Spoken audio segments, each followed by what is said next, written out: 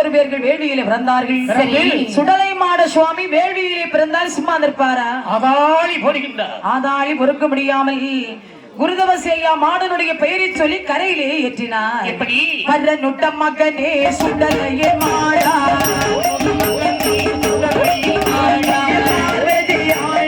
மகனே வருவாய்